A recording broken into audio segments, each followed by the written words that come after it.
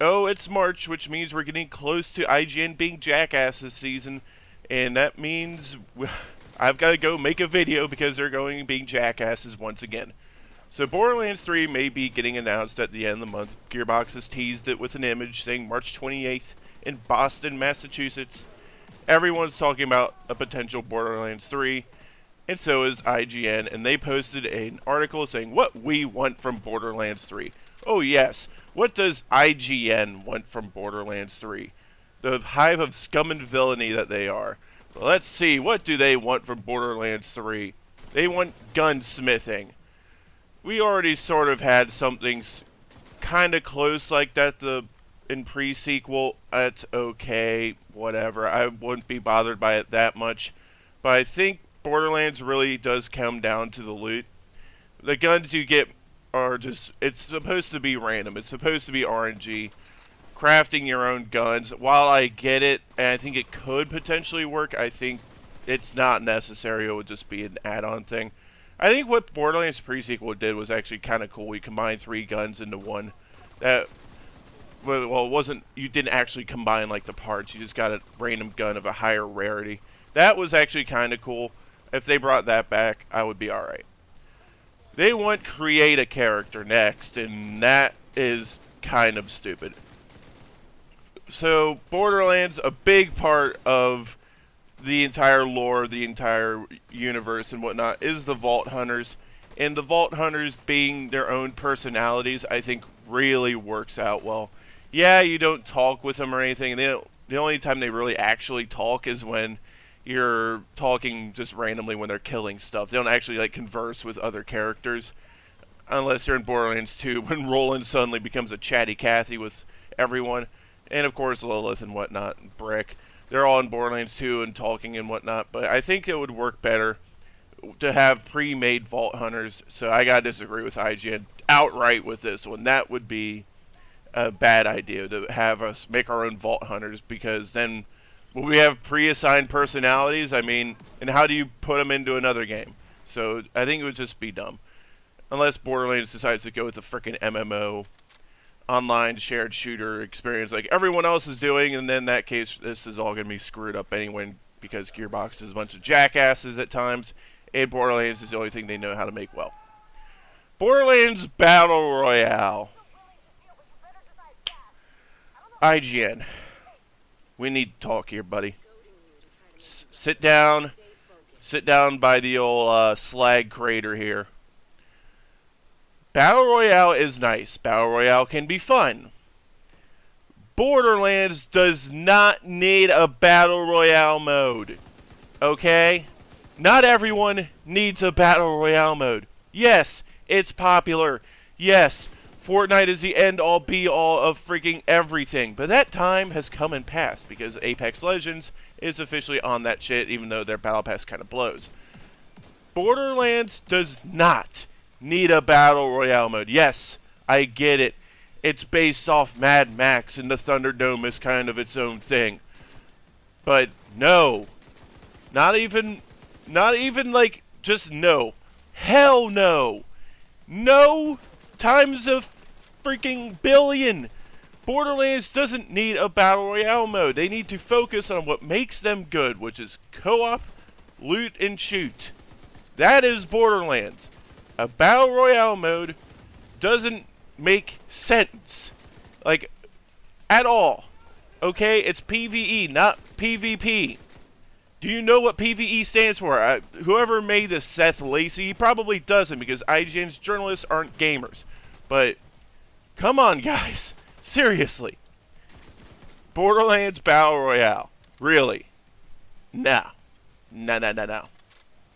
But their next one is multiple planetary settings. I get it, but again, no. Pandora is where Borderlands needs to always take place. We've only explored really one small part of Pandora in Borderlands 1 and 2. There's a lot more of this planet that hasn't been fleshed out yet. So we could, in theory, have a whole hell of a lot more settings, because we haven't been all over Pandora yet.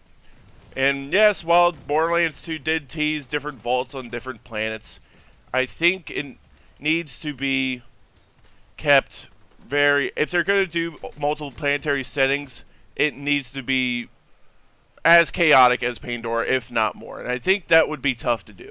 So if they stay on Pandora, I think that would work out best.